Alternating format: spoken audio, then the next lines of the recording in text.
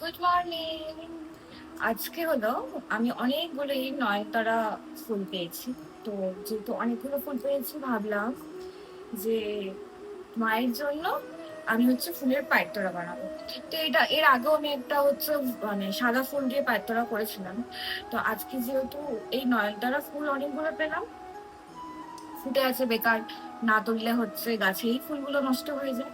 তার জন্য ভাবলাম যে কেননা এইগুলো দিয়ে মায়ের জন্য পায়ের তোড়া রেডি করা যাক। কারণ আমি এখনো পর্যন্ত মাকে পায়ের তোড়া দিতেই পারিনি।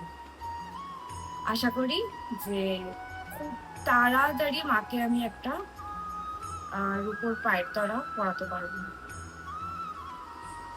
মায়ের আশীর্বাদ থাকলে অবশ্যই সেটা হবে। তো দেখা যাক। এই হচ্ছে 3 দিক করে নিয়ে এরকম করে আমি ফুলগুলো নিচ্ছি। জানি না যে কটা ফুল আনছি সে কটাতে আমার হবে কি না। আচ্ছা, মিডিলে না আমি একটা হোয়াইট ফুলও আছে আমার কাছে, এই সাদা ফুলও দিয়ে দিই। দুটা দুটা করে দিয়ে না, তো সব ঠাকুরকে দেওয়ার জন্য ফুল হবে না পারে। আচ্ছা, আমি এটা পুরোটা রেডি করে তারপরে হচ্ছে তোমাদের সাথে শেয়ার করব। তো আমার একটা পায়তারা বানানো রেডি। এরপর হচ্ছে আমি আরেক সেট করব, সেট না সরি আরেকটা করব। তারপর হচ্ছে মাকে পড়াবো আর তোমাদের সাথে শেয়ার করবো যে কেমন লাগছে মাকে। তো যাই হোক, এটাকেও আমি রেডি করে নিই। এই ফুলের পায়ের তোড়া বানানোর আইডিয়া আমি আমার কাকির থেকে নিয়েছি।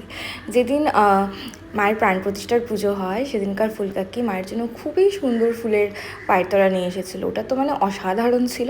আমি তো আর ওরকমভাবে বানাতে পারবো না। তো আমাদের এই বাড়িতে যেরকম সাদা ফুল আর নয়নতারা ফুলের গাছ রয়েছে, তো যখন অনেক বেশি ফুল হয় তখনকার আমি মাকে এরকম ফুলের পায়ের তোড়া বানিয়ে পড়াই। তো আজকেও সেরকম একটা ভিডিও শেয়ার করছি। তোমরা অবশ্যই জানিও যে মাকে এই পায়ের তোড়া পরে কেমন লাগছে। আমার তো খুব দারুণ লাগছে। আর ইয়েস, যদি ভালো লেগে থাকে তাহলে অবশ্যই কমেন্ট করে জানিও। দেখা হবে নতুন আরেকটি ভিডিওতে। রাধে রাধে।